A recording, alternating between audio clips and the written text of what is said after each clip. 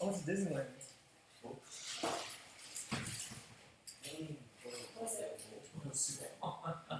It was busy, very, very crowded. I don't know what it actually did. Drove down Friday, and then went there on Saturday. And left till Sunday. You know how to eat?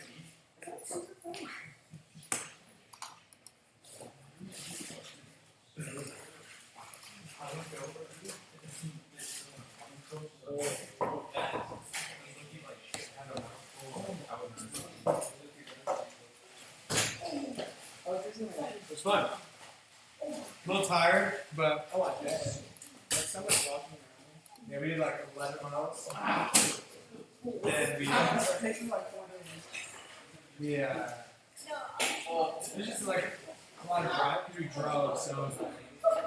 What's that? That's like a 5 hour drive. It's LA, but like actually it's like 6 hours, 7 months building, like either like half an hour, like work on something. Yeah. Well, I think cars All by yourself. Like you the lawn or like the lounge. And I was like, what is happening? I swear. People were like, what is this doing?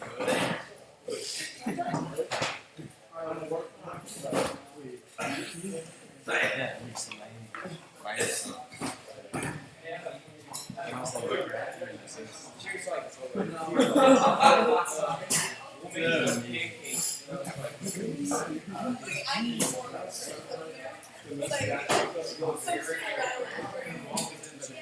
Yo.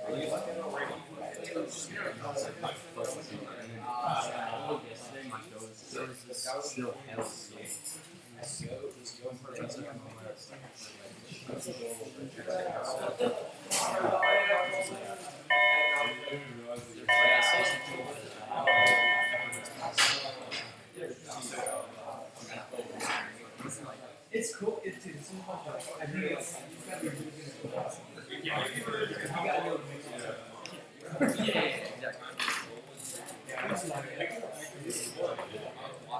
There's one. It was like different shapes of like stripes on like a square. And then there was one where it was like a big swirling thing that you guys all it was like just like a hell.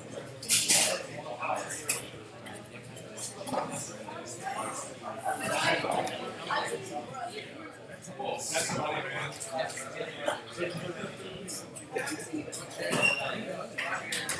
I got up.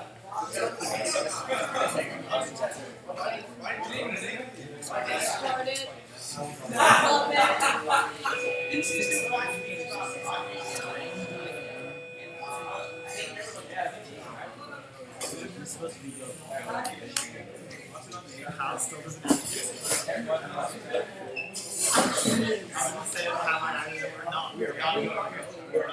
take this out. Yeah, I'll take the elf now, bro. Pretty sure. Huh? Heck yeah, dude, thank you. On the plug.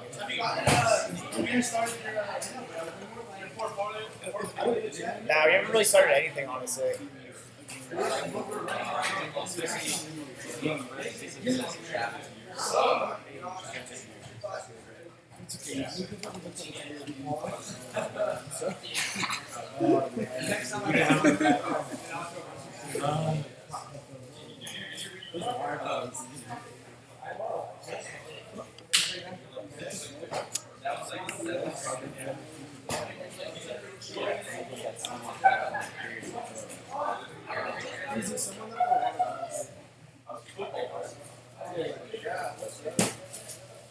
All right, everybody.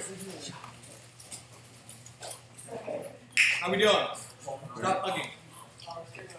Here. Sit down. Put your hands in your pockets. Hey, Griffin. Hey. All right. How we doing? How was our weekend? Pretty good. How was it? Disneyland was fun. Short and sweet. All right. So, everyone look up here. Let me see your faces. Be engaging with me. We're learning something cool. So.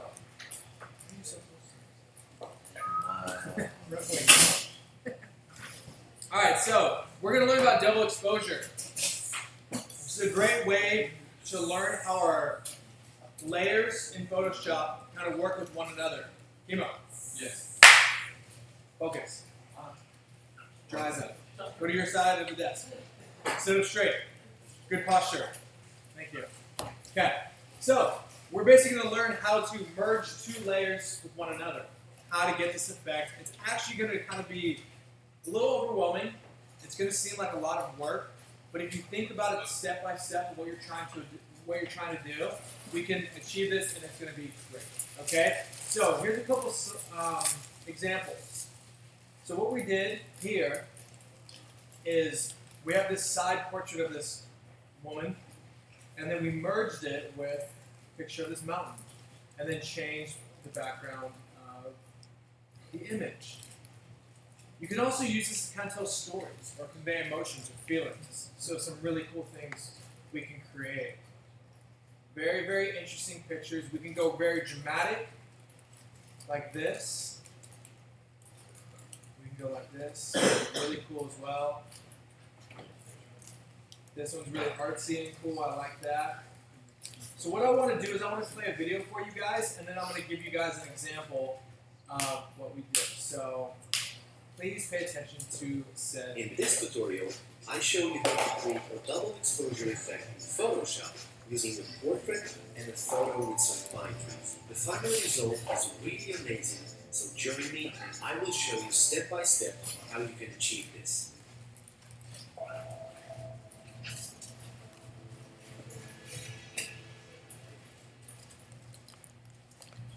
Hey everyone, I'm Chris and welcome to my channel. You will need two photos to create this effect in Photoshop.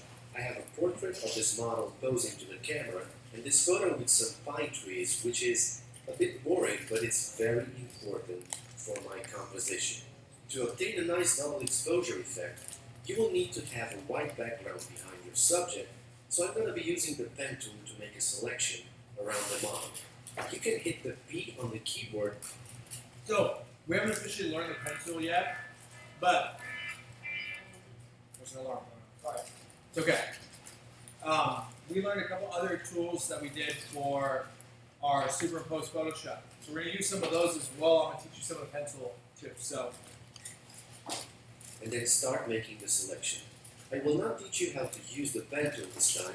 I assume you know this already, so I'm speeding up the video a bit until my selection is ready. I'm using the pen because it's a very precise tool in Photoshop.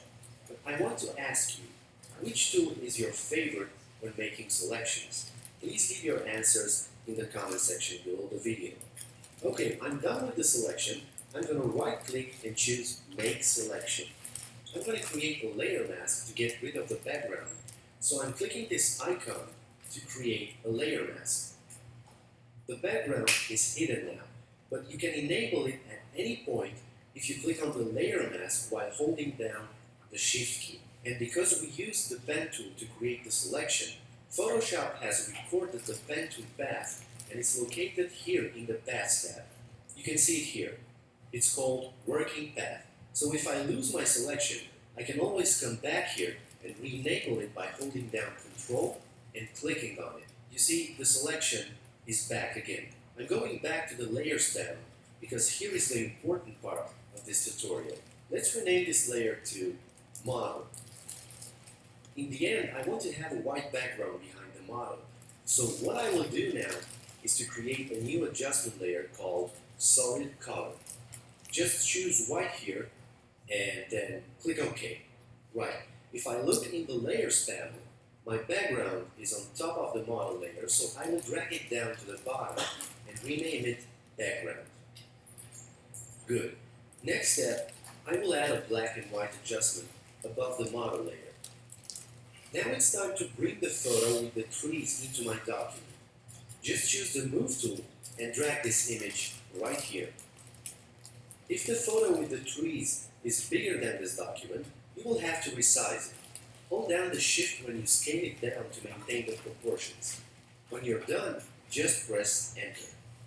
Let's rename this layer to Trees. And then with the layer still selected, I will choose the Screen Blending mode. Now, what I need to do with an image like this is to create contrast between the trees and... So already, you can see a little bit of both images. Even this right here looks really cool. I think you can see some of the shape of her face. The trees are really the main focal point. When you're doing this project, there's really no right way. Okay, there is some techniques and tricks that make it easier, but you could turn this in, and that's perfect. Okay, you could maybe not even take away the background and turn it in. It's perfect. It's all about blending your layers together. But this is a really advanced way to do it, a really kind of dynamic way. And the sky. So I need to make the sky brighter, the trees darker, and also I need to convert this image to black and white. I will add a black and white adjustment layer, and I'm going to clip it to the trees layer. This means I only apply this effect to the layer underneath. And I have some presets here. They can be tested, but I will choose this one. High contrast blue filter. Let's do a quick before and after, just to see what I've just done here. So with this adjustment layer, I just got rid of the green areas down here. I created more contrast, and the screen blending mode is doing the job really well. If I put this layer on normal, you can see the difference immediately. Basically, I have a high contrast black and white image with some trees. I will put this back to screen blending mode now.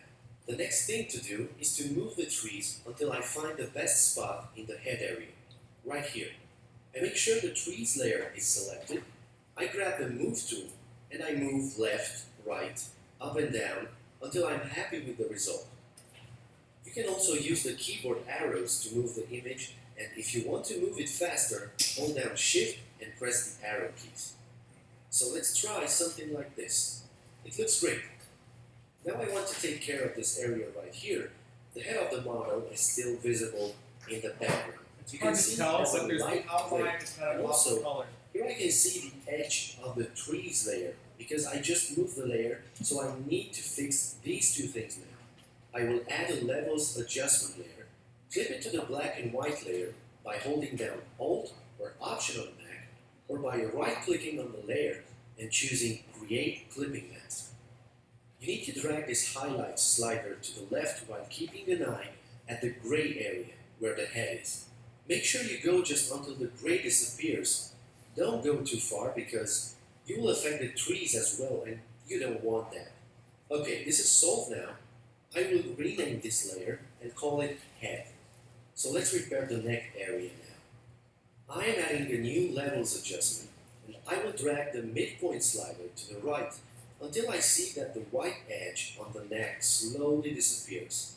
But I don't want to apply this adjustment on the whole trees layer. I want to apply it only on the neck area. So I will use the layer mask now. I'll invert it to make it black so the effect is not visible, and I will grab the brush tool. I reset the background and foreground colors by pressing D, and then I press X to have the white as a foreground color. I lower the flow to 10 or 15%, and then I brush over this area here slowly until the edges will be gone. And also I brush over some unwanted parts on the neck. So with this levels adjustment, I affected a custom area just here on the neck. Let's rename this layer and call it Neck. Now if I zoom in here, I can see the ear of the model, and I want to hide this, so make sure you select the model layer, add a curves adjustment, create a point here and drag it down to darken the image. The curves adjustment already has a layer mask, so I invert it to black by pressing Ctrl+I. And then I take a white brush and hide this part here. I think it looks better now. The ear was a bit distracting, honestly. Let's take a look at the whole image before making the final adjustments by pressing Ctrl and 0 to fit on screen. And by the way, if you enjoyed this video, please hit the like button. It's appreciated. Thanks. Okay, it's time for tips and tricks now. If I click on the background layer where I have pure white and I try to choose a light gray, look what happens. I can start seeing parts of the trees layer near the model, and that looks so cool, and I will leave it like this. If you like the look of the image now, you can stop here, it looks great, but I would love to color grade it a bit. Maybe some brown in the shadows and some light blue in the highlights. I'm selecting the neck layer because I'm adding the gradient map layer, which will go right on top of this one. And I will rename it color grading. Let's choose some nice colors here. For the shadows, I will write in 84562E. And for the highlights, 9BF7EB. Hit OK, and I will put this layer on soft light blending. You can see the difference if you hide and unhide the color grading layer. It makes a big difference, and I hope you like it too. So this is the final look, the final image. If you have questions, or if you have anything else to say about this video, All right. Actually, what I want to show you. So, if you look at it, it might have gotten overwhelming for you. You might have gotten lost in the video, which is okay. But if you look, we have all these different things that we're doing to our two main layers. So we're actually creating a bunch of different effects with our image. So what I want you guys to think about is reverse engineering this. Does anyone know what that means? Like breaking it down one step, like Yeah, so kind of starting from your endpoint and working backwards, okay? So I want you guys to think about what do you want to achieve, and then think about the steps one by one of how you would get there. All right, so the first thing we want to do is we want to find a image of a person. So I'm just going to type in model into Google, and I'm going to find this lady. I used this last period, and I think it worked really well. So when I'm taking an image from Google, you got to remember two things. You want to kind of scan your images, see which one you like. When you're in this area, remember your resolution. You want to get high resolution. That one's 3,840 by 2,160. That's a great resolution, especially for the stuff that we're doing. You don't want to just click from here and drag. You want to click the image, let this bottom image load, and then drag and drop that into Photoshop. Okay, so using the move tool, I can then position this where I want. I'll kind of go here. Actually, I'll just make it crop the right way. Get all this extra area here. All right, so now we have our image. So we're looking at it. There's a couple things we can do. If you want, I'll show you one where we don't remove the background.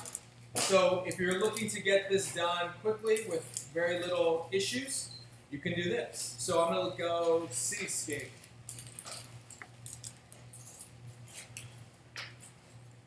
Looking at images, this one is what I used before. So I click this, let it load, drag and drop.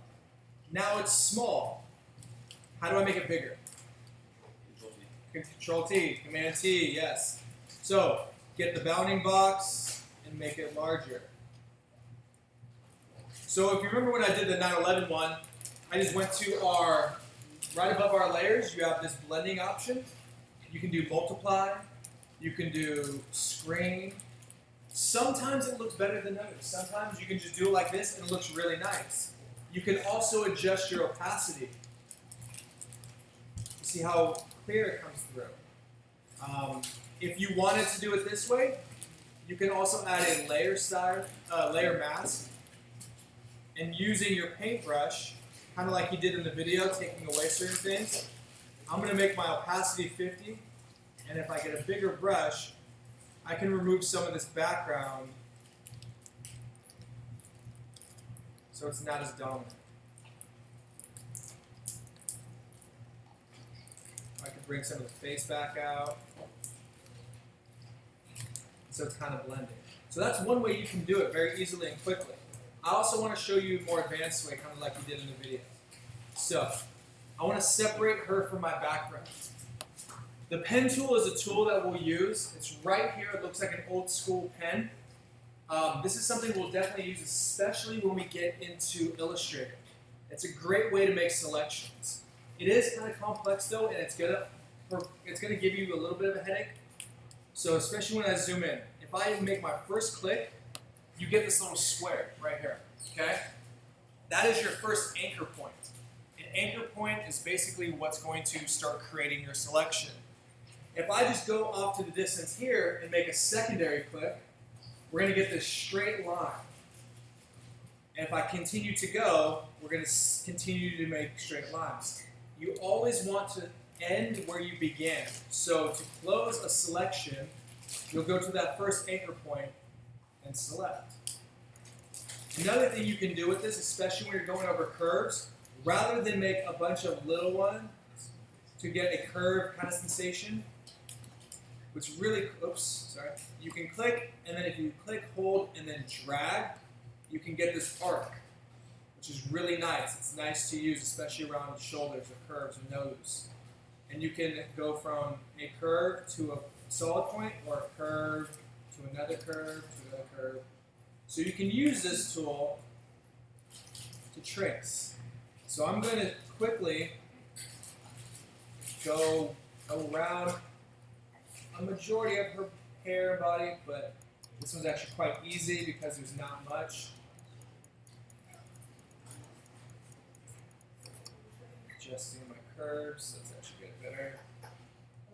Here, to there. One thing too, so see how I get this continuing curve? This right here is called a handle. You have this right there and there. So it's going to continue your curve depending on how this handle extends. So if I go to here, you see how this naturally flows? If I were to just press Command on my keyboard, my cursor switches from the pen tool to the cursor. I can grab a handle and shorten it up so it's a less dramatic continuous curve, which will fit there nicely. I'm going here. Alright, so I can go there.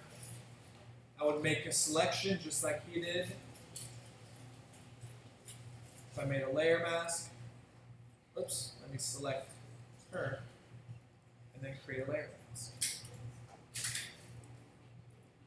So that's one way to separate the subject from the background. Who else has another way, based on what we did last week or the week before? Anyone? All right, well, another way you can do that, the quick selection tool.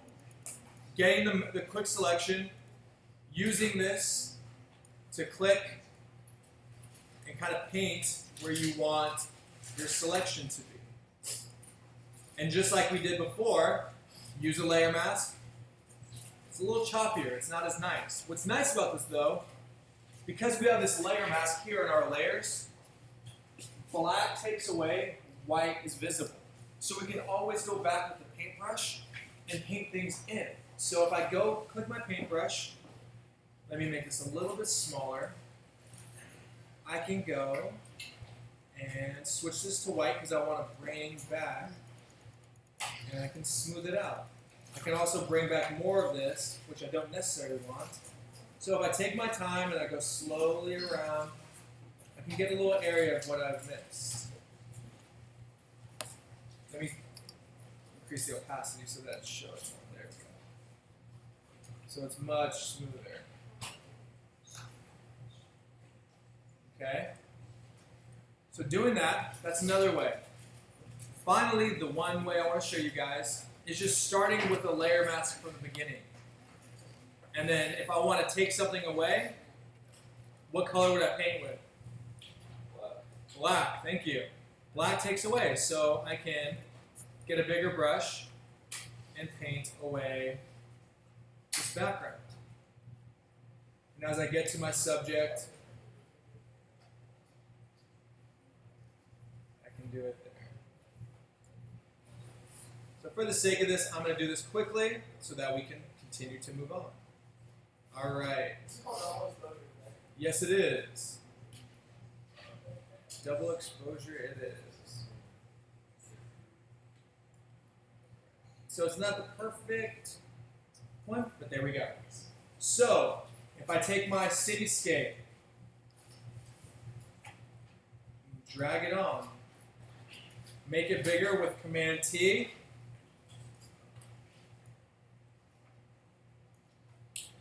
All right. So what he did, he had a couple options. He immediately went to screen. And then you can position it kind of where you want. You didn't need to do a layer mask because it's covered up. But what I want to kind of play with is adding a little difference. So I'm going to duplicate my layer because I want to get some background that matches. So rather than do screen, I'm going to do multiply. And I can change the opacity of my background to really fit. You can then go here, you can go, let me crop this a little bit actually so that it's perfect. You can go here, you can make these layers black and white, desaturating them so it's gray. It all depends on what kind of effect you want to do. If you wanted to move it around, let's say we moved it to here, and we wanted to bring out more of her hair or her eyes, we could do another layer mask. And we can change the flow or the opacity down. And I can kind of blend this area of her shoulder so that edge isn't as dominant. I can bring her eyes back, or just even on her face, so that's less dramatic. And her hair may be the highlight of that double exposure. I can go bring that. It's all about kind of playing with it and seeing what you want to do. There's some really cool art that people do, especially with, let me try to find the one, you can do animals, which is cool. A lot of different stuff, as you guys can see. You can tell stories with them. If you have a character from a video game you want to use, you can put a scene there. That's a Halo thing. This is an artist right here who does double exposure. Basically, what we're going to be doing, puts it on Etsy, which is a website for just creative things, and you can sell your art if you become really good at it and enjoy it. It's something that I think is really fun to do. So, double exposure, you basically start off, whoops, sorry, where am I at? With your image, you remove the background. Oh my gosh, show the image. There we go. The original, remove the background, add a new layer. Let's go here to normal so you can see it again. And we can screen and get this effect, okay? So does anyone have any questions on double exposures? Kimo, you got any questions on double exposure? No. What questions do you have? It's because we're light and dark. So how do you lighten and darken the image? Yes. So in the tutorial, the guy was talking about your levels and playing around with that. So what I want to do, especially here, so if we look at this shoulder, see how the image where we positioned it is kind of off. What we can do is go into levels. And you notice I only have 3 different effects here. In the video, the guy had many more. So he was adjusting brightness and contrast and adding black and white. So if you go image levels, you're going to get this window popping up. Actually, sorry, let me click on here. Image adjustments levels. So right here, you have your darks and your lights. If I start dragging one of these, you see how the image gets lighter?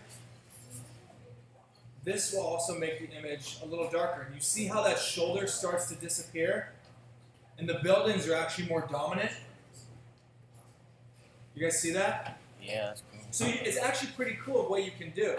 If you want your image to be more exposed and more dramatic, you can, or sorry, more exposed and less dramatic, more soft, you can make your darks really light. If you want to do the opposite, you can make your lights really dark. Please hold on to the conversation for a minute. So it's really cool what you can do with the levels. So that's actually a great, thank you for bringing that up. You can also mess with your midpoints too. Try to see what you're trying to convey, what you want your image to look like. Okay? So I want you guys today to mess around with doing a double exposed photo. Cool? Very cool. Thank you guys. Any other questions? No? Okay. What is that? Are you tardy for a good reason? Yes.